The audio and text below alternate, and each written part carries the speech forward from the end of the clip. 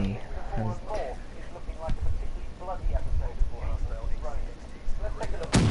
Holy shit. Oh, can we just not do this? Can we not? It's so lazy. Everyone's doing it. Front page of the Metro last week was the real Game of Thrones. It's been done. Channel 4 News have been doing it for years.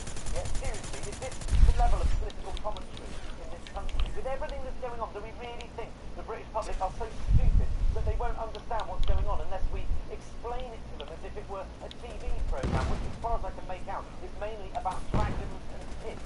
There is no one in charge of the country. The whole of Westminster is in disarray, and yet media outlets across the country are describing Westminster as if it's Middle Earth. Or whatever, because it's the same fucking... I don't fucking know, it's the same thing, isn't it? Yeah, they're not saying bloody. When do I get time to watch a box set? I get one weekend off in 2 if I'm lucky, and that is the only time I get to hang out with my son if I'm lucky. The only box set I get to binge on these days is the fucking Twirly Woos. I mean, they're a bunch of dicks, but they're hardly the Underwoods. There's no one in charge of the country. That's quite serious. It's a little bit like that episode of Battlestar Galactica, when no, it isn't. This is real. Her Majesty's government is in total disarray. You almost want to be shocked. You know, a backstabbing here, a secret deal there. Suddenly Kenny Clark turns up, just takes a lot of them out. I'm old, I don't care. And then you suddenly realise, oh, it's the Tories, isn't it? Her Majesty's opposition, I mean, it's basically... Oh, I got a headshot. The Labour Parliamentary Party seems to be in a totally different party to the Labour membership. You know, you'd have thought with Chilcot coming out, the Blairites would be keeping a low profile, but it's carnage. The Chilcot report, you'd think that politicians would be climbing over themselves to regain our trust, but look, just look at what we've got. No government to speak of, no opposition. The whole place is in total carnage. Everyone is, and with some old faces turning up and making waves, backstabbing, political manoeuvring and leadership contests, Westminster more and more is looking like a particularly bloody episode of Game of Thrones. Let's take a look at some of the players. Oh, can we just not do this? Can we not? It's so lazy. Everyone's doing it. Front page of the Metro last week was the real Game of Thrones. It's been done. Channel 4 News have been doing it for years. Yeah, seriously, is this the level of political commentary in this country? With everything that's going on, do we really think the British public are so stupid that they won't understand what's going on unless we explain it to them as if it were a TV programme, which as far as I can make out is mainly about dragons and tits? There is no one in charge of the country. The whole of Westminster is in disarray, and yet media outlets across the country are describing Westminster as if it's Middle Earth. Or whatever, Tim, it's the same fucking... I don't fucking know, it's the same thing, isn't it? Of course I haven't seen it. When do I get time to watch a box set? I get one weekend off in 2 if I'm lucky, and that is the only time I get to hang out with my son if I'm lucky. The only box set I get to binge on these days is the fucking Twirly Woos. I mean, they're a bunch of dicks, but they're hardly the Underwoods. There's no one in charge of the country. That's quite serious. It's a little bit like that episode of Battlestar Galactica, when no, it isn't. This is real. Her Majesty's government is in total disarray. You almost want to be shocked. You know, a backstabbing here, a secret deal there. Suddenly Kenneth Clark turns up, just takes the lot of them out. I'm old, I don't care. And then you suddenly realise, oh, it's the Tories, isn't it? Her Majesty's opposition, I mean, is basically non-existent. The Labour Parliamentary Party seems to be in a totally different party to the Labour membership. You know, you'd have thought with Chilcot coming out, the Blairites would be keeping a low profile, but it's carnage. The Chilcot report, you'd think that politicians would be climbing over themselves to regain our trust, but look, just look at what we've got. No government to speak of, no opposition. The whole place is in total carnage. Everyone who fucked up is fucking off. There's no one in charge. UKIP even don't have a leader. The Greens don't have a leader. I still have trouble remembering who's in charge of the Lib Dems. The only people in that building with any kind of stability are Scottish, and they don't even want to be there. It's fucked up. But Game of Thrones, there's no dragons in Westminster, Tim. Oh, haha, that's too easy. That is too easy, that. Yeah. I mean, the thing with Theresa May and Andrea Leadsom is they're both openly modelling themselves on Margaret Thatcher. So the Tories want a new Thatcher, Labour want a new Blair. It's hardly progressive, is it? You may as well resurrect Pitt the Younger and be done with it. That would be like what? Game of Thrones. Yeah. Alright, fine, screw you you. win. Let's do it. Come on. Let's talk about fucking Quidditch or whatever. I don't know, Tim. Grenade close.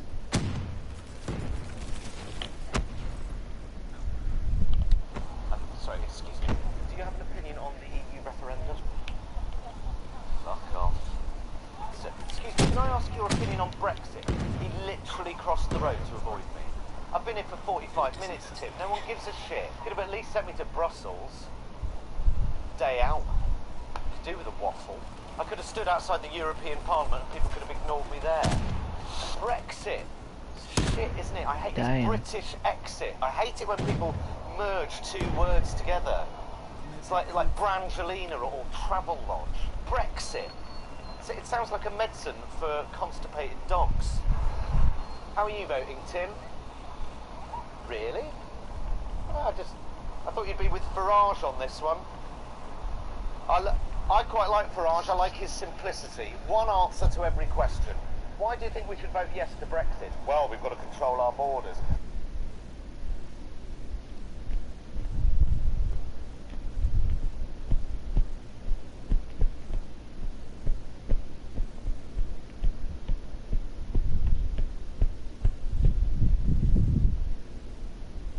What do you think the government's policy on such and such should be? Well, we've got to control our borders.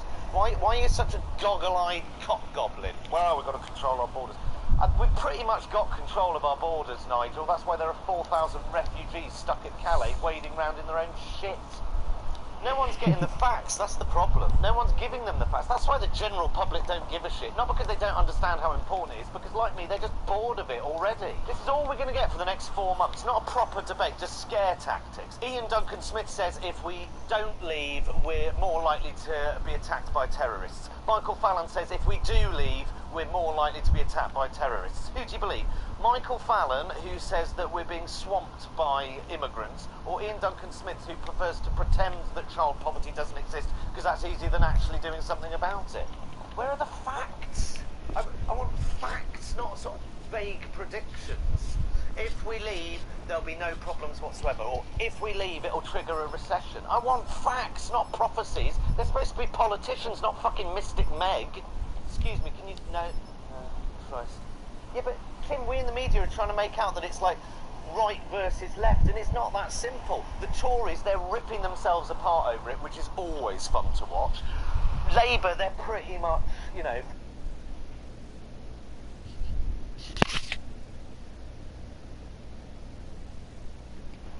Sorry, excuse me. Do you have an opinion on the EU referendum? Fuck off.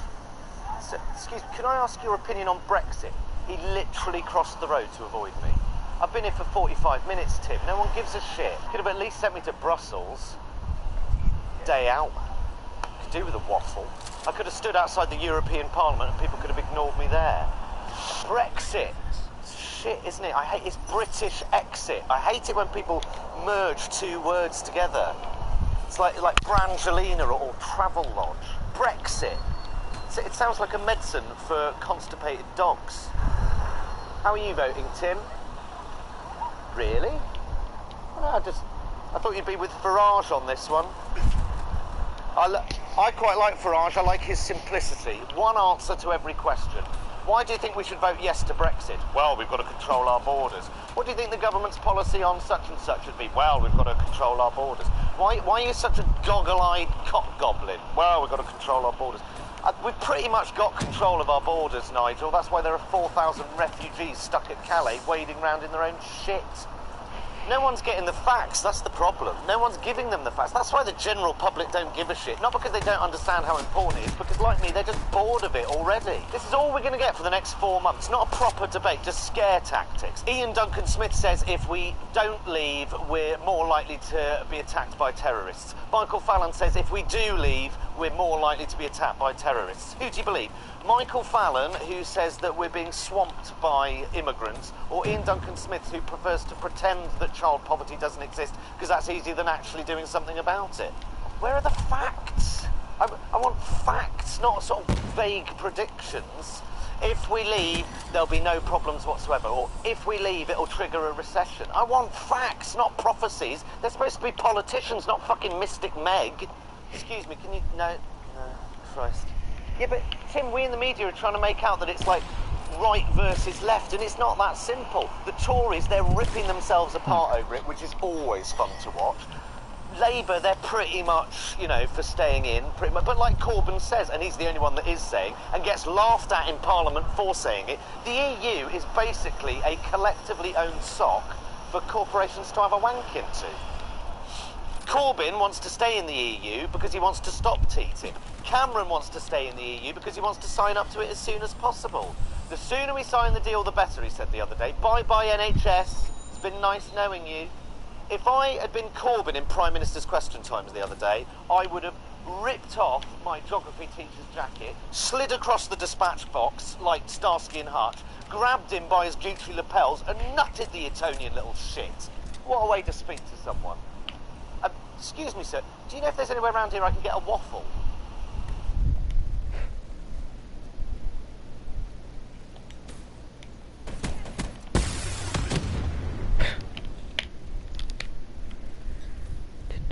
Where the Queen returned just a few moments ago, having delivered her 65th speech at the state opening of Parliament.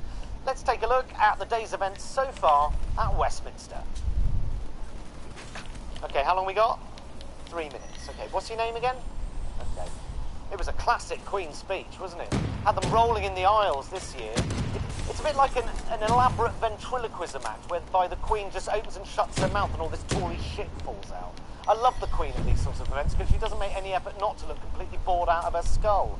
I suppose getting all dolled up to read out Tory policies is a fairly depressing job, no matter how many sparkly blood diamonds you've got glued to your hat. Let's take a look at some of the shit the poor cow had to read out this time. Okay, we've got the Prison and Courts Reform Bill, a small but significant step to privatising prisons. The Education for All Bill, a small but significant step to privatising schools. I'm oversimplifying here, but you get the gist. The Counter-Extremism and Safeguarding Bill, which includes the worryingly named Civil Order Regime. They're not even pretending not to sound like an evil empire these days. It's all a little bit vague what any of this means, but I think it's about silencing people with unpopular opinions and unorthodox beliefs. I mean, what is this, 1984? What? No, it's 2016. I mean, seriously? George Orwell? No, he's a mate of mine. Fuck me. Okay, the Investigatory Powers Bill. That's the Snoopers Charter, basically. Didn't get through last time because the Lib Dems stopped it, so thank fuck we booted them out at the last general election. The Neighbourhood Planning and Infrastructure Bill, bye-bye Greenbelt.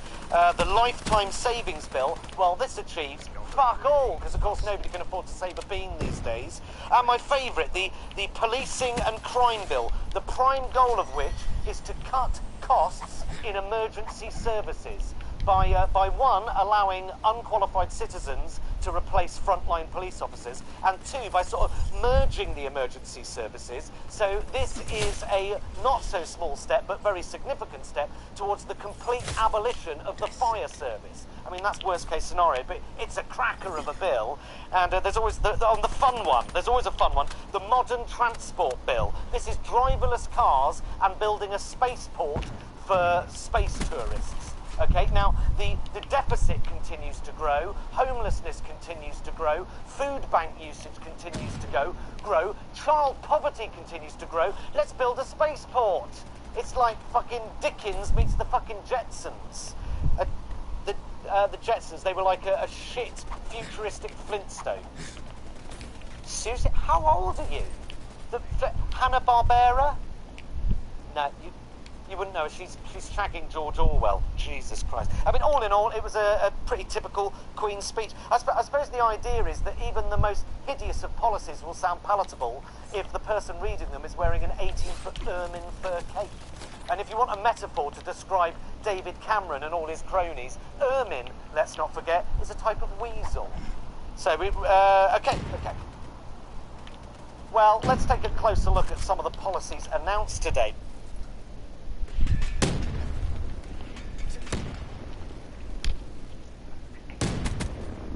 But Stephen Crabb's first week in the job hasn't been without its difficulties. Stephen Crabb, yes. another crap name in the cabinet for me to play with. And my favourite is obviously still Mr. Hunt. But if he were to ever resign, I think Crab would be top of the list. So it's funny, isn't it? When the Lib Dems and the Tories got together, no one thought it would last. But it turns out the Lib Dems was the only thing keeping the Tories together.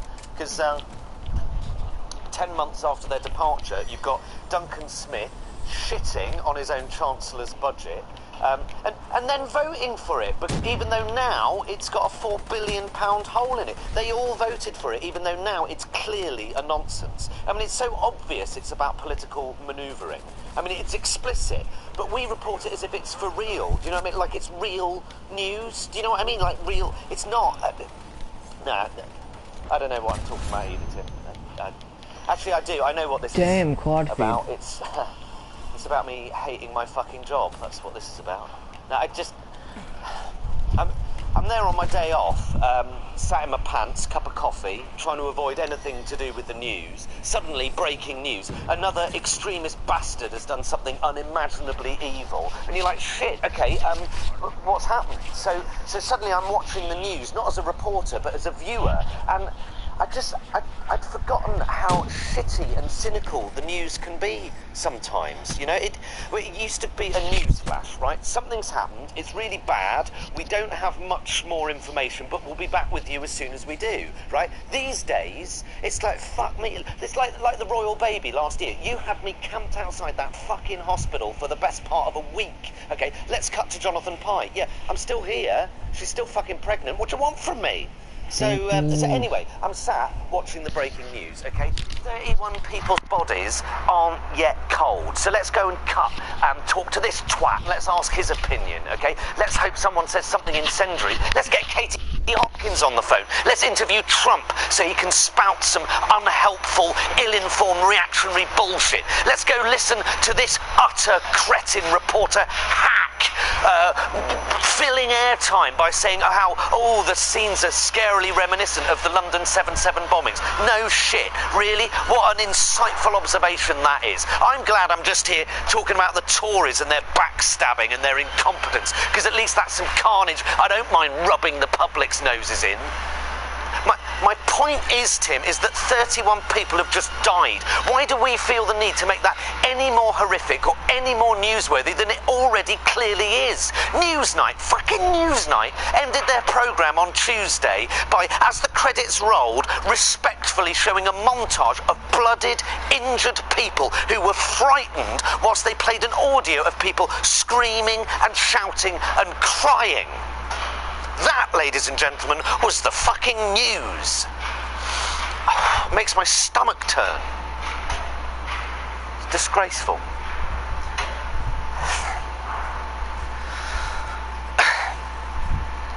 Well, he hasn't been in the job for a week, but a week is a long time in politics.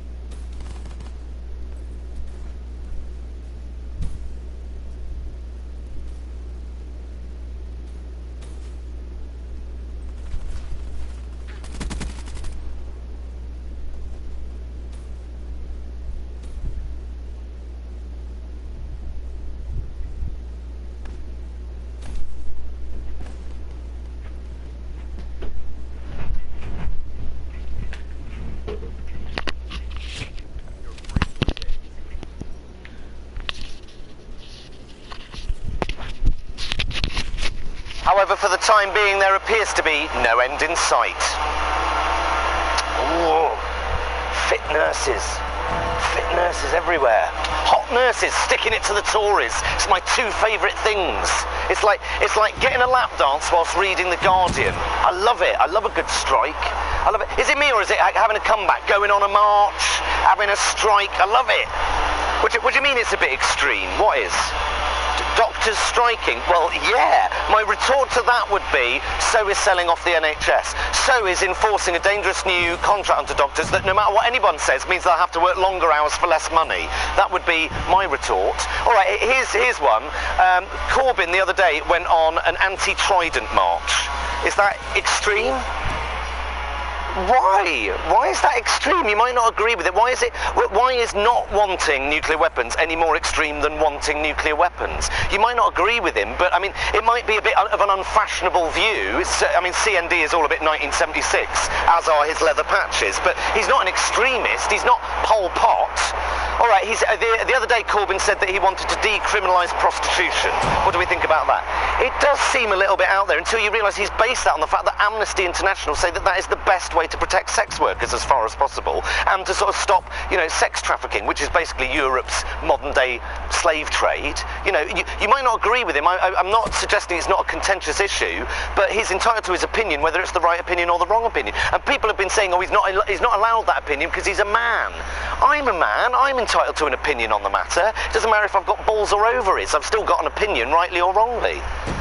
Actually, no, I don't have an opinion on that particular matter because I don't actually know what I'm talking about when it comes to prostitution. But, I mean, that's not the point. The point is, when did striking become extreme? When did being left-wing be extreme? Sanders in America, okay, he's not an extremist, he's a socialist. It's not the same thing. I suppose the problem is that we haven't had a left in this country for such a long time. Thatcher, it might be apocryphal, but apparently she said that her greatest achievement was New Labour, because she forced Labour onto the right. So we just kind of got used to it, I suppose. What? Prostitutes? What? No, I haven't. I'm not sure I've ever met anyone who has. I stand corrected. Did you? Did she? Okay. Was she? Okay. Well, thanks, Tim. What a beautiful romantic anecdote that was. No, I know, that was a joke about the lap dance. Once, actually, after Trevor McDonald's 60th. It was a little bit like having a drunk biology lesson. Yeah, I mean, she was a lovely girl. She was doing a degree in modern history, I think. Yeah, I didn't enjoy sexually objectifying a woman in that way. Oh, fitness. Tim, can I interview him? Hi, hello, my name's Jonathan Pye.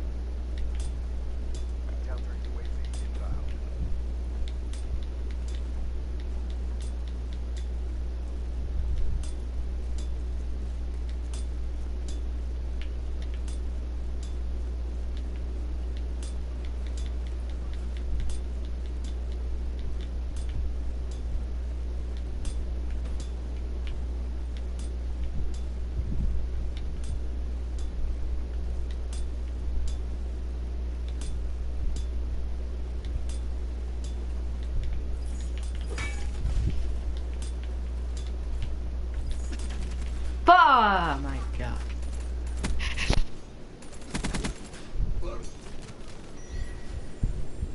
A happier Christmas for those a little less fortunate. Or was that okay? Do we have to go again? No, you tell me. No, that's your job. You're Tim today, okay? You tell me if it's... Have you been taking bell end lessons from Tim? But right, for fuck's sake, rewind it, rewatch it, get back to me and let me know if I have to go again. Jesus fucking Christ. Merry fucking Christmas. God, there is nothing in this piece of camera that I couldn't have pre-recorded yesterday. Merry fucking Christmas. Luckily, my mum is still in hospital, my dad's dead, and my son is with my soon-to-be ex-wife and her soon-to-be new husband. So, yay! It's you and me, Paolo. As soon as we're done here, we're going to the pub. I'm getting pissed. Pint of cider. That's all that's getting me through the day. Pint of cider, ice in the cider. Fucking... every year I have to do this fucking homelessness shit. Do you remember when homelessness was actually news, when everyone sort of gave a shit? And these days it's worse than ever. 50% more people sleeping rough on the streets than there were 5 years ago. But we don't report that anymore because it's, you know, it's a bit too 1980s, isn't it? You know, it's all a little bit just say no, it's all a bit Band-Aid, do you know what I mean? Homelessness is up there with just say no to drugs and make poverty history in the we've stopped giving a fuck stakes. Do you know what I mean? Feed the world, fuck that, it's not 1984. Michael Burke there in the desert going, oh, it's a famine of biblical proportions. All those kids with pot bellies, flies in their eyes. Do you know what I mean? It's happening today. It's still happening today, right now. But we don't give a fuck anymore, do we? You know, because we need to report that there's a war on and that we're investing billions in our military for our protection. Are you listening to all this? Are you listening to all this? Yeah? Well, 1 in 10 people on the street is ex-military. Yeah? Shame on our government, shame on... And it's Jeremy Corbyn who gets it in the neck. He's apparently disrespectful to all the veterans because he doesn't nod his head enough. Fucking, it's a disgrace. Sorry, dude, I'm not going to shut up until I can go again. Tim has to put up with this every day of his godforsaken life. Me spouting left-wing shit down his ear until he lets me go home. So can I go to the pub, please? Okay, well, I'll just keep on going there. Do you know how most local councils are dealing with homelessness? Well, you'd think it would be an investment programme in social housing, wouldn't you? Or educating people in the dangers of drink and drug abuse. No, spikes.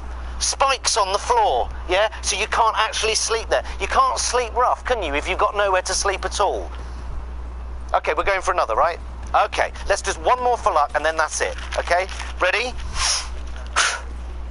Okay, we're happy? Well, whilst you're preparing your Christmas dinners... Oh, fucking hell. Excuse me, you got any loose change? Oh, mate, seriously, no, come here. You do, filming a programme. Oi! Right, come here, take that. Right, rock a crack, can of cider, couldn't give a fuck, but just fuck off, because I'm working, okay? Jesus. Okay, we're going to have to go again, all right? Shit, okay, listen, mate, that last take was fine, okay? Okay, we're going. I'm done, I'm fucking done. Mate, come back here, come back here. Dude, we're out of here, okay? You alright, mate? Yeah. You hungry? Yeah. Where do you want to eat? Perfect fried chicken. Yeah. Dad's home, okay? He's gonna be here until like 12. So, you're good. I'm curious about that keyboarding. I know. Okay, call me when you're ready to get on the computer. Okay, I just hope that he doesn't like make me do it when it's like at the time where it's like He doesn't know anything either. not like that. There's no substitute for the thrill of the kill. Yay! Got the final kill cam.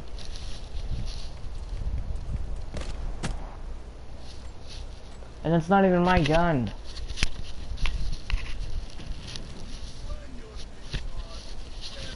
Okay, okay, we're going. I'm done. Well, what? Christmas dinners? Oh, fucking hell. You got any loose? Okay, ready? Okay, happy? Well, whilst you're preparing your Christmas dinners? Oh, fucking hell. You got any loose change? Mate, seriously, You do, filming a programme. Oi! You're right, come here, take that. Right, rock a crack, can of cider, couldn't give a fuck. Okay? Jesus. Okay, we're gonna have to go again, alright? Shit, okay, listen, mate, that last take was fine, okay? Okay, we're going. I'm done, I'm fucking done. Mate, come back here, come back here. Dude, we're out of here, okay? You alright, mate? You hungry? Yeah. Where do you want to eat? Perfect fried chicken. No, dude, it's Christmas Day, it's not going to be open, is it? Seriously? Sweet. Alright, come on, nuts. We're going to perfect fried chicken for Christmas dinner, and then you and me are going to the pub. I'm having a pint of cider. Ice in the cider. To the pub? No. Perfect fried chicken, you can have whatever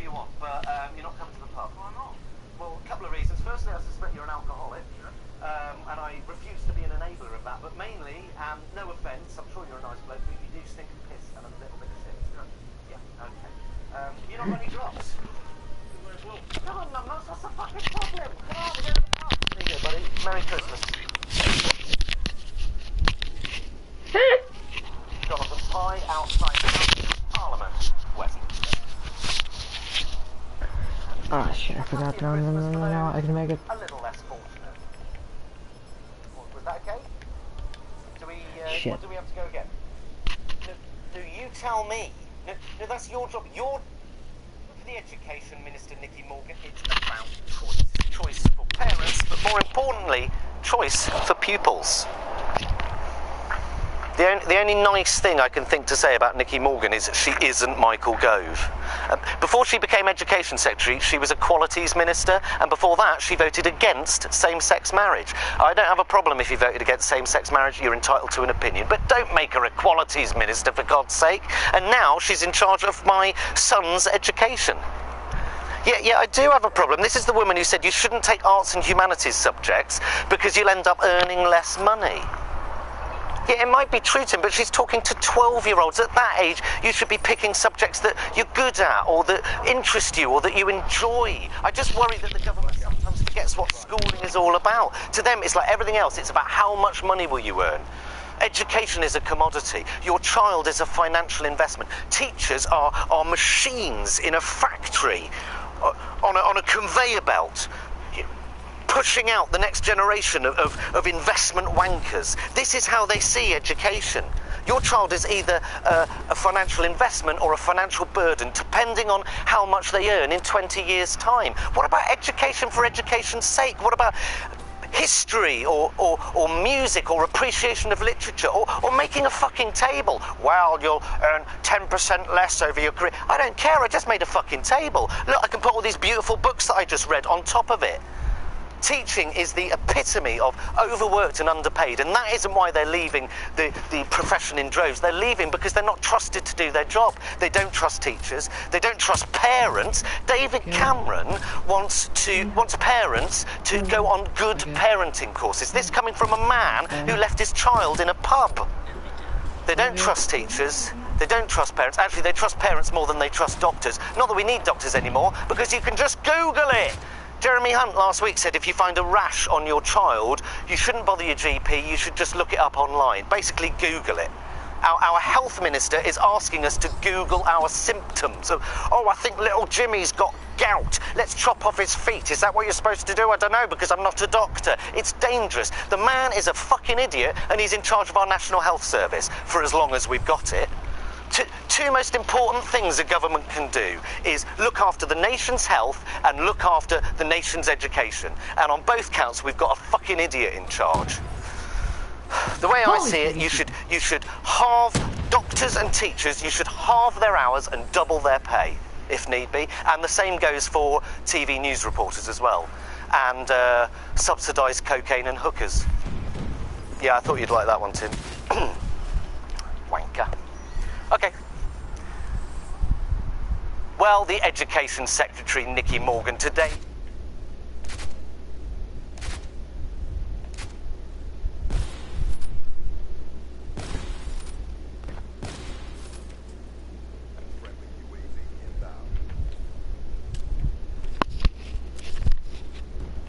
Welcome to Four Wheels Live, the only game show where skateboarding makes sense. All right, Brandon.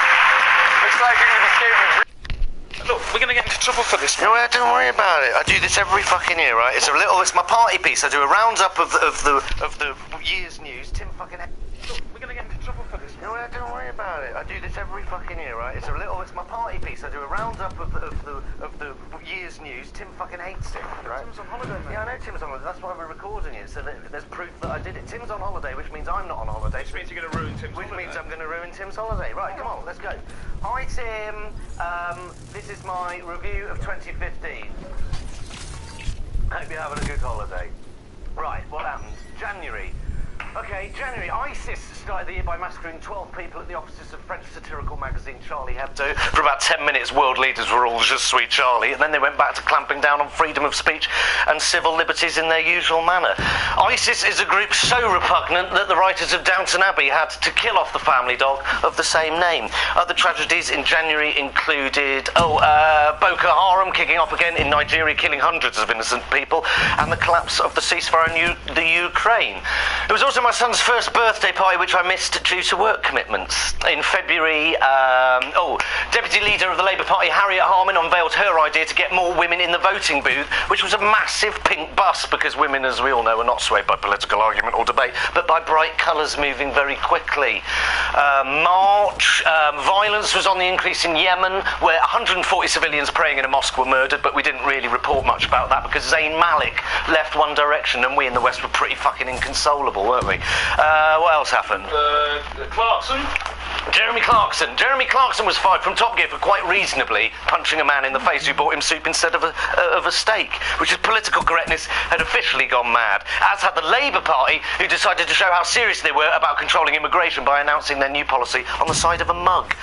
April, 9,000 people were killed in an earthquake in Nepal. Food bank usage in the UK reached an all-time high, and my marriage reached an all-time low.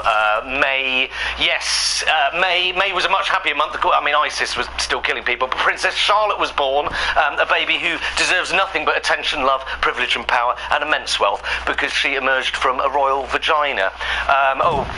There was another earthquake in Nepal leading to about 200 deaths because Mother Nature apparently didn't want anyone to forget what a callous bitch she is, which brings me neatly on to my wife, who filed for a divorce. Anything else? Same-sex marriage. In Ireland, yes, an actual democratic victory saw Ireland legalising same-sex marriage. A number of Catholic priests got pretty fucking angry about that because they perceived that to be a flagrant sexual deviancy, but they soon calmed down and went back to fingering kids. May was obviously election time. Labour collapsed like a shit souffle. The Lib Dems were lined up one by one and shot in the back of the face.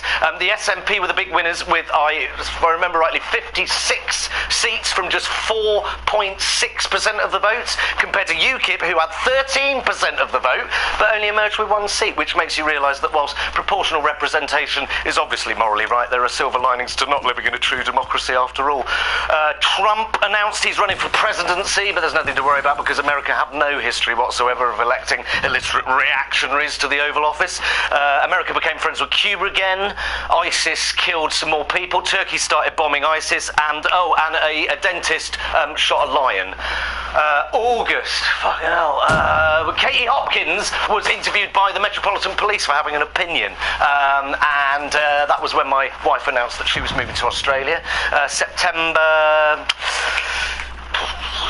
Jeremy Corbyn was elected as new Labour leader. It was revealed that Volkswagen was, cooking the books, and it was also revealed that David Cameron fucked a pig in the face. ISIS killed more innocent people, more deadly earthquakes. This time it was in the Hindu Kush region. It killed about 400 people, but what really pissed us off and upset us was that we had to start paying 5p for fucking plastic bags. November, Adele launched a new album, but that one pretty much slipped under the radar. The UN held their summit for climate change, don't remember much about that. David Cameron unveiled his plans for EU reform, new James Bond film, and, as for ISIS, they appeared in Paris, and yes, you guessed it, once again, behaved like utter cunts. Finally, December, Tony Benn's son did a speech, we went to war, and then Christmas happened. And Tim, I need a fucking holiday, mate, alright? I need a fucking holiday. Happy New Year. And in a series of special reports, we're going to be looking at the government's plans to turn all schools into academies and what that means for your child. All right. Is it not still Easter? Are you still on holidays? Did you have to come in specially for this? Why? Are you getting paid for this? Are we paying him for this? Why? It's a good visual. Tim, everyone knows that it's still the school holidays. They're not so stupid that I can't talk about schools without the use of a visual aid. Who are you speaking to? This is my Tim, okay, and he speaks to me through this and tells me what to do. It's really annoying. So say hello, Tim. He sounds weird. He is weird. What else does he sound like? He's a bully. He is a wally. It's spot on, mate. Really, I like you. You're quite clever, aren't you? Really. What do you think of Nicky Morgan's plans? Nicky Morgan, she runs all the schools, but she doesn't want to call them schools anymore. She wants them to be called academies. What do you think about that?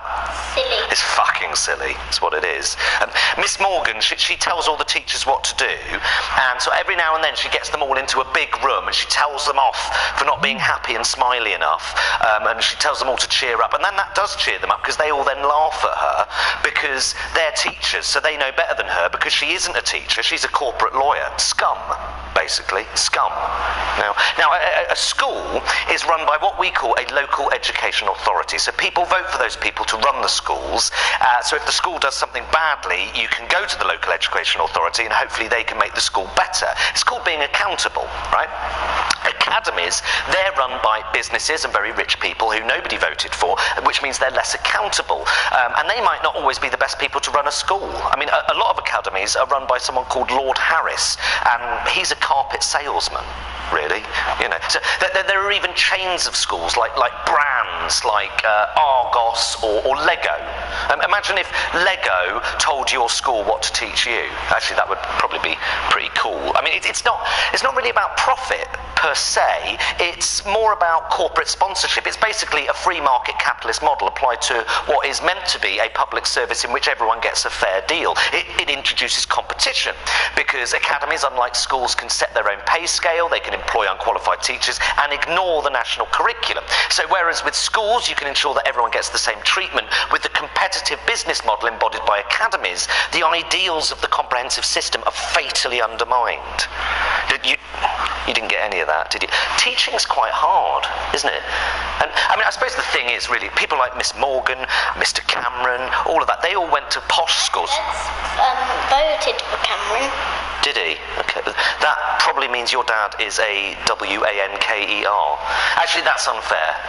Everyone's entitled to their opinion. Just don't trust him with your toys. Trust me. Should we go for another? Okay. Well, as George Osborne. Wanker. Sorry? What's a wanker?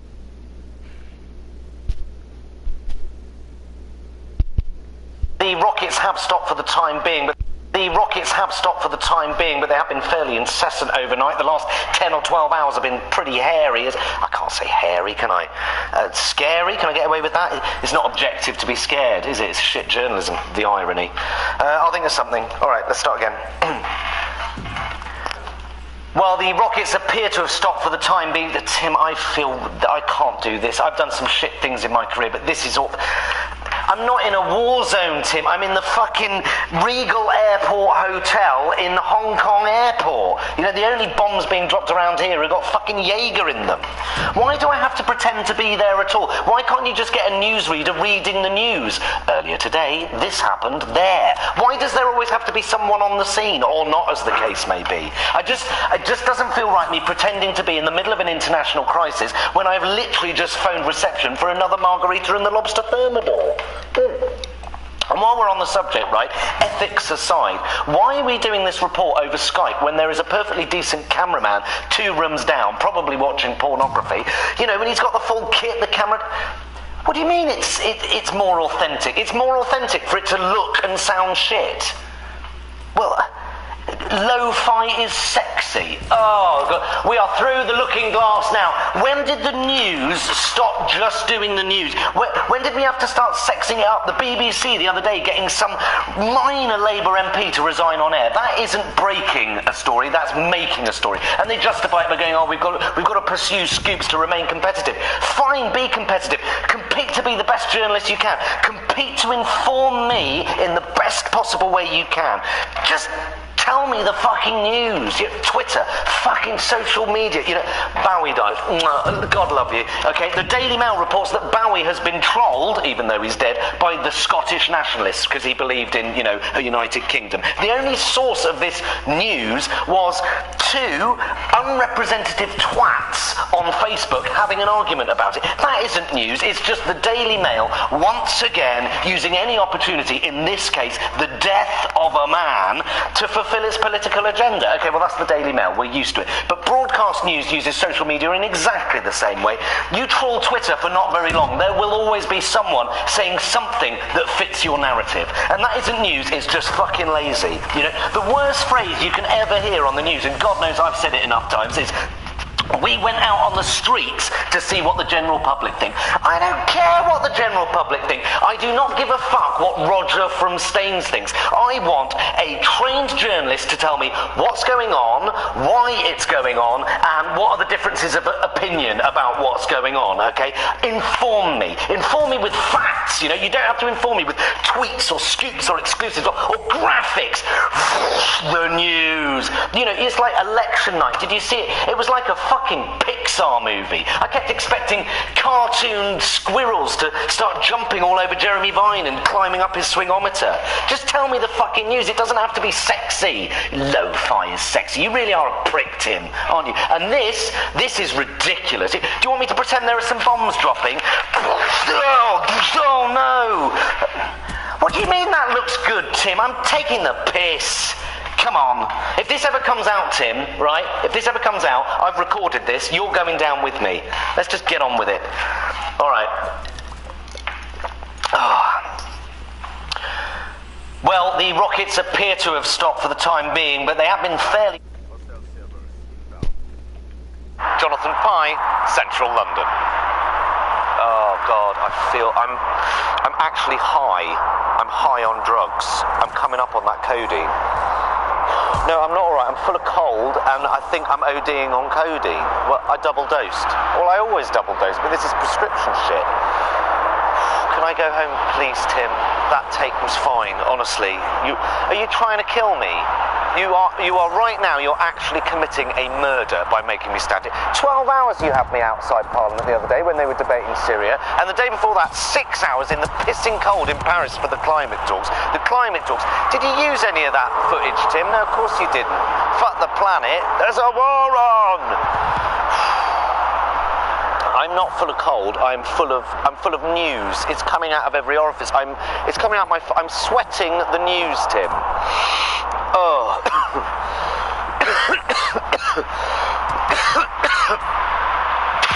Oh, I'm so sorry. I just flopped some news out. I did a greener of news. Let's look at the greener of news. Oh, it's good news. Round 1 to the junior doctors. Ding ding. Well done.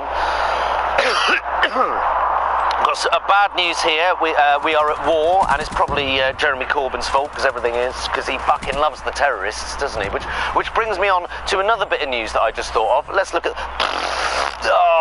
more news here. Oh, fuck off, Tim. I'll shut the fuck up when you let me go home. Let's look at this bit of news. Oh, this is news to me. According to David Cameron, I'm a terrorist sympathiser just because I don't 100% agree with bombing Syria.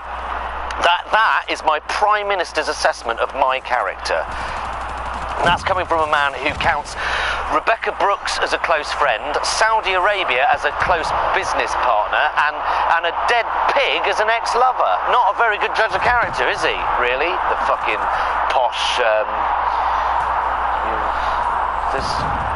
I've got nothing. I've got no more news, Tim. I've run out of news. There's no news. There's certainly no news about the climate talks, is there? No, of course not, because we've got a war on. We've got to report the war. We've got to report bombs and refugees. And I tell you what, if you think a few thousand camped out in Calais, you think that's a refugee crisis?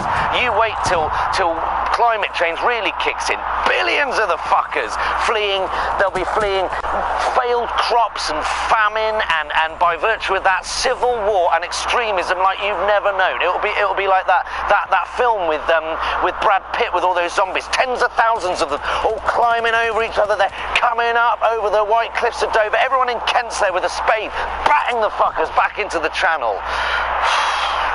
Shit, I'm fucking high as a kite. Can I please go home, Tim? Thank you. What time tomorrow? 6 a.m. Thank you so much. What a joy you are. Right, I'm going to go home. I'm going to have a bath. I'm going to drink some soup. I'm going to have a lemon sip with some Jack Daniels in it, naughty. And if I can muster the energy, big fat wank. Oh.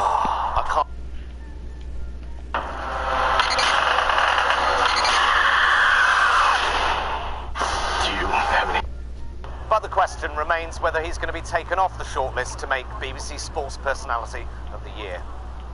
That's fine, Tim, yeah? Any last-minute changes? Quick. Okay, so we come to me, I do a quick link to the VT, we go to the pre-record, back to me for the main bulk of the story. Sweet. And we're live in 3 and a bit. Sweet as a nut, 3 and a bit. Can I ask you just one question if we've got 3 and a bit? Yeah. What the fuck is going on, Tim? Has the world gone mad? Is there a fucking glitch in the Matrix or something? You know, who's signing all these petitions? You know, oh, don't give him a sports award. Don't make him president. You don't have to sign a petition. Don't phone up for the boxer and don't vote for the Nazi Republican. Simple as that. You don't have to sign a petition. They're just two dicks saying things that only a dick would say. Simple as that. This guy, Tyson Fury, right, he's being investigated for a hate crime. Because he suggested, I know, that gays and pedos are the same thing, right? That isn't a hate crime. It's fucking demented, but it isn't a hate crime. It's just an opinion. It's just a shit opinion. So people just need to grow up and get over themselves. Fucking hell. He said what? Yeah. Women are... Okay, so he's a fucking misogynist as well. That's not a hate crime, Tim. Okay? It's just an opinion. It's just a shit opinion. And it's a shit opinion, Tim, that we're giving air to, right? And by airing that opinion and saying that's a shit opinion, are we not infantilizing women and homosexuals, right? Look the word up, Tim, okay? My point being that every woman that I know and every gay person that I know is a fucking adult, and they don't give a shit what some Neanderthal has to say about them, okay? And he is a Neanderthal as well. He is world champion at having a fight. What the fuck did you expect him to come out with? Did you expect him to start quoting Oscar Wilde or Jermaine Greer? He's just a dick, and he's saying things that only a dick would say. Like Trump, like Donald Trump. You know, he's just a dick. That's got to be it for Trump, hasn't it? Sure. Come on, Republicans. Who's your nominee? Come on. Because if Trump ends up being leader of the most powerful country on the planet, I'm moving to fucking China. Or better still, Mars. You know you're in trouble when Dick Cheney says you're too right-wing. When Paul Ryan, who looks like he's just come off the set of Dawson's Creek, when he starts making sense, then there really is a glitch in the Matrix. I reckon the only reason Republicans have let Trump get this far is because when they actually nominate their actual person, whoever it is will look sort of reasonable in comparison. You'll have the entire world going, yay, thank God, it's another President Bush. That'll be that. I reckon if Clinton gets in, the first thing she's going to do as president is she's going to grab some poor 18-year-old intern, take him into the Oval Office and order him to go down on her. I reckon her whole presidential campaign is some elaborate piece of marital revenge. Live in 5. Thank you. I'm here outside the Department of Media, Culture and Sport. Earlier today, I spoke to the 1987 winner of the BBC Sports Personality of the Year. We have nothing to fear but fear itself. The immortal words of Franklin D. Roosevelt. But now Donald Trump is on the path to... I'm sorry, I just heard myself say it. It's ridiculous. Okay. If I was saying those words 12 months ago, you'd have thought this was a spoof. All right, let's go again. Let's do it. We have nothing to fear but fear itself. Sorry, are we literally about to compare Franklin D. Roosevelt to Donald Trump? Roosevelt's inspiring rhetoric compared with a man who once said, women, you've got to treat them like shit. The man who brokered the New Deal compared to a man who brings up the size of his penis at political rallies. Okay, couldn't you put me in front of, one of the shit presidents? I mean, do they even do statues of Nixon? Because he's no Washington, is he? He's no Lincoln. You can't really see them carving out his fat face into a mountain, can you? Actually, it's the sort of thing he'd probably pay for himself. He'd stick a gift shop in one of the nostrils, wouldn't he? Are we all right to go again? What's the problem? Sound. Okay. Problem is, it's never thought I'd say it, but I'm glad he got the nomination.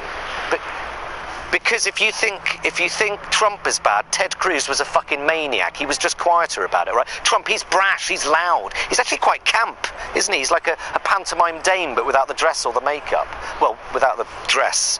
Anyway, President Trump. Don't say it, Tim. No, don't. The worst mistake the Republicans made was thinking he couldn't make the nomination. Trust me, the day the Democrats say he can't beat them is the day he makes the presidency. And he could do it, okay? He is attractive to the electorate for good reason. He's very, very rich, okay? And when you're that rich, you're not owned by anyone. A president that rich could be brilliant, okay? It could be brilliant for the environment because they're not in the pocket of big oil companies. Could be great for healthcare because he's not in the pocket of big pharmaceuticals. Unlike Hillary, who is in everybody's pockets, but it's not that simple, is it? Because we're talking about Donald Trump, America's answer to a question nobody fucking asked. You know, he hates Muslims. He wants Mexicans to build a big wall around them. He thinks Obama faked his own birth certificate because he's, well, you know, look at him.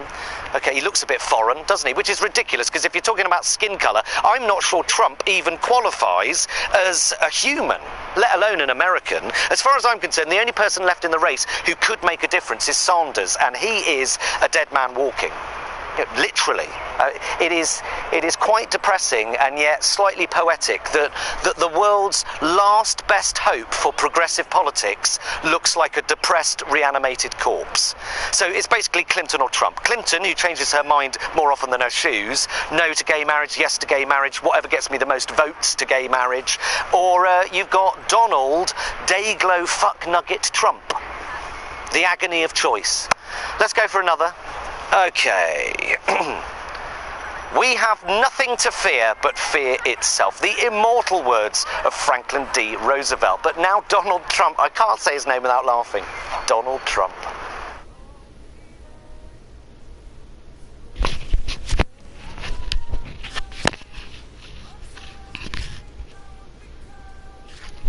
Stay with us for all of the latest from Washington. We'll be right back after a quick look at some of today's other news. What was that I just witnessed? What was it? That was like a Shakespearean tragedy, but written by monkeys on typewriters. It was like watching Macbeth with Zippy from Rainbow in the title role. That was arguably the worst political speech I've ever witnessed. I think it was, Tim. I don't know, maybe I'm just blinded by my dislike of him. I don't know what I expected, but I mean imagine if you travelled to see that speech. Well, by the looks of it, not many people did. I don't know what that speech was. Who could possibly be inspired by that? And it's not like it's one of his rallies. Someone wrote that. He rehearsed that. Even the crowd looked pissed off. It was anodyne. It was nothing. It was painting by numbers, and the painting was of an America that I'm not sure even exists. A post-apocalyptic dystopian nightmare. American carnage. What the fuck does that mean? Sounds like a wrestling tournament. If I'd voted for Trump, Tim, I think I'd be fucking furious right now. The game's up. He's a fake. He says he's going to drain the swamp. He's anti-establishment. He just said it. He just said he's handing back democracy to the people. And that's what people voted for. Fine. So why is he appointing a motorcade of Goldman Sachs, oil industry and super rich into the White House to run the country? Drain the swamp? He's appointing far-right apologists, climate change deniers, an education secretary who is so inept she sounds like she'd have trouble spelling education. He's hiring people with close links to murderous and authoritarian enemies of America. He's got this unexplainable boner for Putin. It's fucked up. Drain the swamp. The entire premise of his campaign was based on a lie, as was that speech we just witnessed. Why aren't Trump voters up in arms about this? He's demonstrably a hypocrite. He calls his illiterate and nonsensical musings on Twitter transparency, but he won't show us his tax returns. It's sleight of hand. It's fakery. If you voted for him, you've got much more invested in him than the people who think he's a brainless opportunist. Whether he's your man or not, you want your president to be accountable for his actions and possible mistakes. That's the press's job. But when they do it to Trump, he accuses them of fake news, dishonest media. It's dangerous, and I'm not saying this is dangerous if you don't like Trump. I'm saying it's dangerous for everyone. When he doesn't take questions, he's censoring the media. When he arbitrarily chooses which elements of the media to legitimise and which bits to undermine based on how favourable towards him they are, it's the behaviour of a dictator, not a president. He calls his critics the dishonest media. He spins unfavourable news as fake news. It's rumoured, did you hear this? It's rumoured he's going to throw the press corps out of the White House, and it wouldn't surprise me in the least, because he wants the White House to be a safe space where his narrative and agenda can proceed without the inconvenience of scrutiny or accountability. It's fucked up. And the liberal left, we can't do anything about it because we started this. We invented this language, safe space, fake news. Fake news. We conflated right-wing bias with fakery. Breitbart, okay, Breitbart. Vicious, reactionary fucking scum with objectionable opinions. But that's not fake news. It's a big difference. And now that very strategy has come back to bite us. Trump has taken the left's language and given it his little Trump twist, and he's thrown it right back at us. He conflates dissenting voices with dishonesty, and that's dishonest. You'd actually think the left would love him. He's the perfect president for the hypersensitive, illiberal, censorious left, because he is all of those things, just not on the left. If someone says something he doesn't like, he just shuts them down. No, not listening. I do it to you all the time, Tim. How long we got? Okay. This is his plan. This is his plan all along. Bypass the media via Twitter, berate and discredit and undermine the media so the public don't trust them, be litigious with the media so they're scared to write anything unflattering. This makes it almost impossible to hold him to account. This is the behaviour of a tyrant. No wonder he's such a big fan of Putin. Hair all right? If he's your choice because you genuinely think he's best for the country, then surely you'd want him to be held to account, just to check he's doing whatever it is he's promised he'd do to earn your vote. And that's the point. And if you voted for him because he's plain-spoken and says what he thinks, then sorry, you've been had. So, someone who says what they think thinks about what they say. He doesn't think at all. He's not a straight talker. He's a lying adolescent, and he's a fucking lunatic, in my humble opinion. Tim, you can't deny he behaves like a stroppy teenager. He just denies everything. Meryl Streep criticises him for mocking the disabled. His response, I didn't do that. But Donald, we all saw it. No, I didn't do it. It didn't happen. But it was on the fucking TV, Donald. No, didn't happen. I bet he'll say those were the largest crowds ever. You know he will, even though it's demonstrably not true. I bet you a tenner. Dishonest media. He's the fucking liar.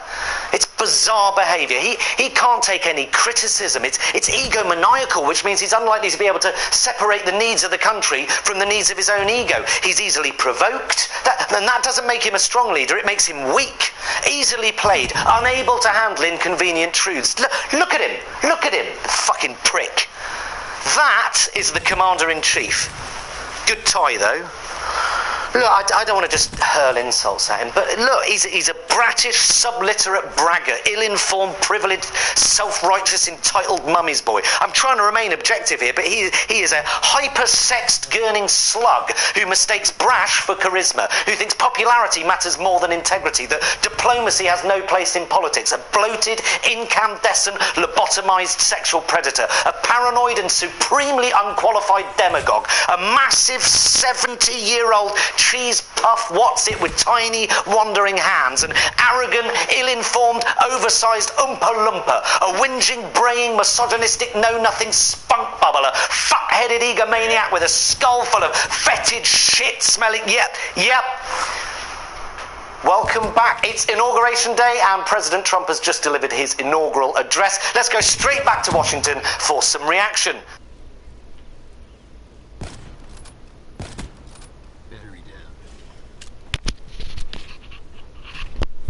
And of course, we now have Steve Bannon, Donald Trump's top advisor. In a special report, we'll be taking a look through history at the people behind the people in power. Steve Bannon, another fine example of Trump's swamp draining, ex-Goldman Sachs, ex-chairman of Breitbart, and now Trump's chief strategist. And he actually looks like a bloated corpse you'd find face down in a swamp. Breitbart, Tim, poisonous right-wing news outlet favoured by twats and bigots that runs headlines that compare feminism with cancer. The guy who used to run that now runs the White House. Who gave Trump the ludicrous idea that Obama tapped his phones? The FBI? CIA? Nope. Trump accuses Obama of a federal crime based on what appears to be no evidence at all other than a spurious article from Breitbart. Trump's cretiny knows no bounds. All right, let's look at the past couple of weeks, Tim. He's out on the campaign trail again for no apparent reason, saying things like, I saw something terrible in Sweden last night. What happened? A terrorist attack? No, what he meant was, I was watching Fox News last night and something about Sweden came up, so I'm just going to say it and you guys can work out the rest. He's the President of the United States. He needs to watch his fucking mouth. Then, the scandal that really rocked the White House. New York Times says Trump wears a bathrobe, so out scurries his little rodent press secretary. He doesn't even own a bathrobe. So for the next 2 days, you can't move for pictures of Trump in bathrobes. Meanwhile, Steve Bannon is there, Tipp-Exing out bits of the Constitution, while we're busy obsessing about Trump's collection of dressing gowns. The press conference with Netanyahu, okay? Instead of taking valid questions about his administration's questionable dealings with Russia, Trump takes planted questions from news outlets like the fucking Idaho Farmers Weekly or whatever, because his advisor lying about Russia is just fake news, apparently, even though he just fired the guy. No questions, please. Couple of days later, CNN, The Guardian, The New York Times, and the BBC are locked out of a briefing. Fox News and Breitbart are allowed in, of course. Now, rightly or wrongly, the BBC is one of the world's most respected news outlets, okay? You don't just get to decide it isn't. Tim, I'm not discussing the pros and cons of the BBC. The pros are Saturday Kitchen, and the cons are Fiona Bruce and me not working there. My point is, a politician arbitrarily deciding which news outlets to either legitimise or undermine is the behaviour of a dictator. Full stop. Period. In Trump's world, it's Fox News or fake news and nothing else. He needs to discredit the media as quickly as possible, because whatever dodgy shit he's done or will do over the next 4 years, he knows a discredited media will be powerless to bring him down when the shit hits the fan. Then he does a big speech. For a second, he looks mildly presidential, and then he fucks it and tweets about Obama tapping his phones, creating a scandal that, if found to be true, would be of Nixon proportions. Under an hour later, he's already bored of that, so he's tweeting about Arnold Schwarzenegger getting shit ratings on a fucking reality TV show. 24 hours after that, another travel ban. Yeah, you can't come in. You can't come in. You've got a beard. You can't come in. Then another press conference to launch a new healthcare plan. But instead of facts and details, they use props. All we learn is Obamacare was this much paper, and the new plan is this much paper. So it's less paper. Great. But how does it actually work? Well, that's a question. Can't have questions or debate or criticism in the White House. That would be like living in a democracy. He's still doing campaign rallies for an election he's already won, because you get all the attention but without the questions. And definitely no questions about the world's greatest healthcare plan, because of course it isn't a healthcare plan at all. It's a fucking tax break for rich people. And then finally, in one of the simplest pieces of political commentary I've seen since the tango pussy grabber took office, late on Tuesday night, the Statue of Liberty's lights go out, as if the very concept of liberty and justice had just given up and had a nervous breakdown. Henry VIII had Cromwell, Blair had Mandelson, and Steve Bannon...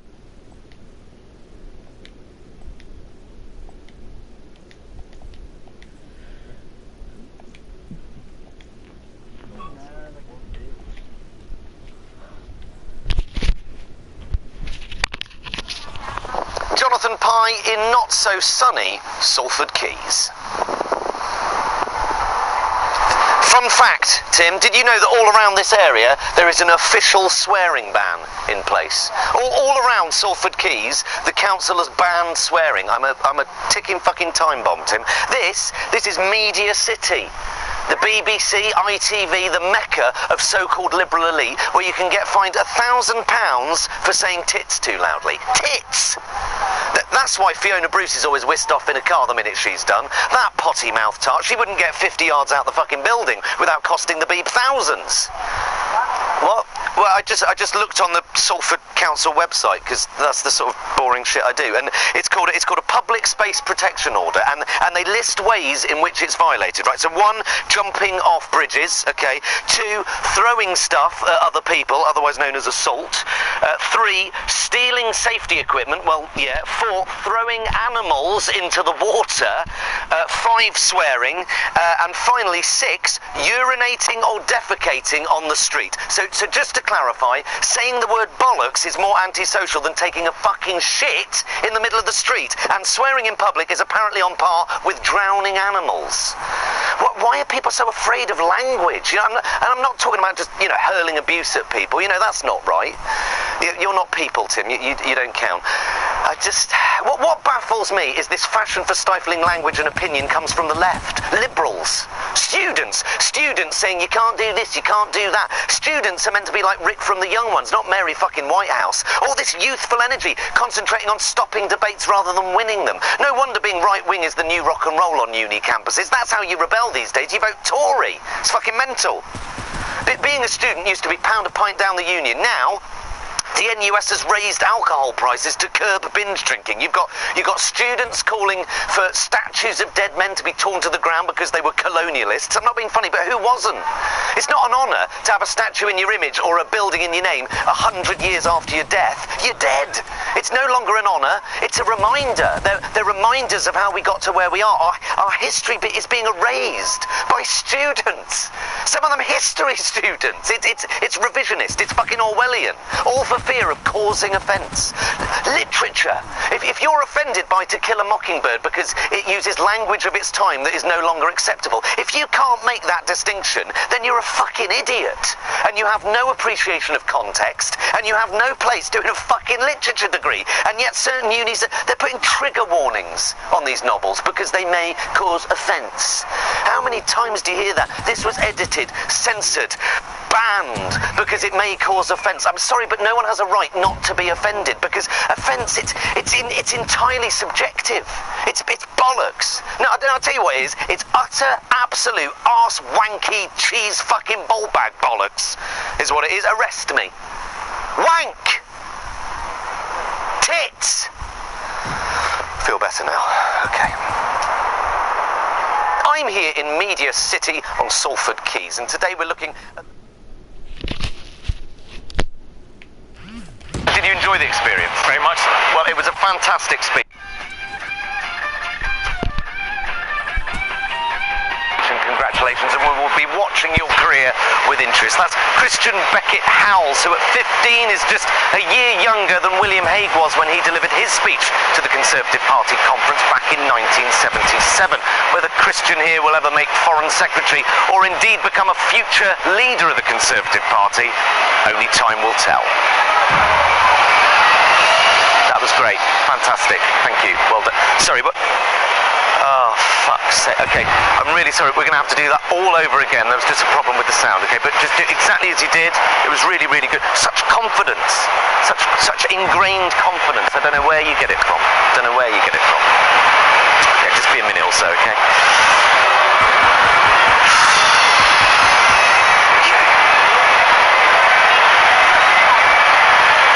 So you're a young Conservative. Sounds like fun. Girlfriend? No, didn't think so. No. What are you doing after school? Gonna go into politics or... Oh, I see. I mean, you can do whatever you want, can't you? You can do whatever you want. The world is your oyster. Well, my father's a barrister. Of course he is. Of course he is. Yeah. Of course he is. You could probably get an internship, couldn't you, at Daddy's firm? Unpaid internship. Take a gap year first, of course, see the world, see Goa.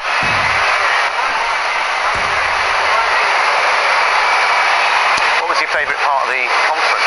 Did you ever go at the shooting range? See that they had a shooting range there? You can even practice shooting grouse at the Conservative Party conference. They think of everything, don't they? Yeah.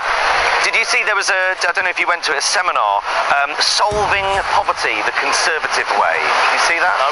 Solving Poverty the Conservative Way. I saw it in the brochure, and underneath it said, gin and tonics on arrival. Gin and tonics on arrival. Solving...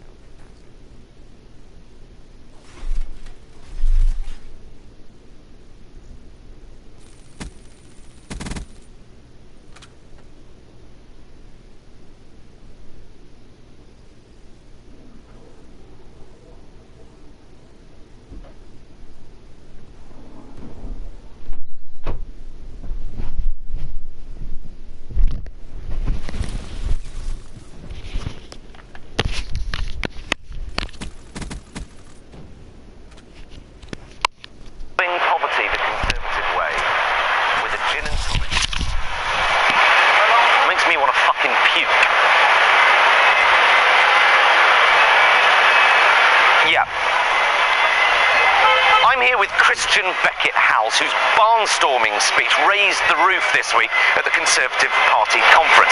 And he's only 15.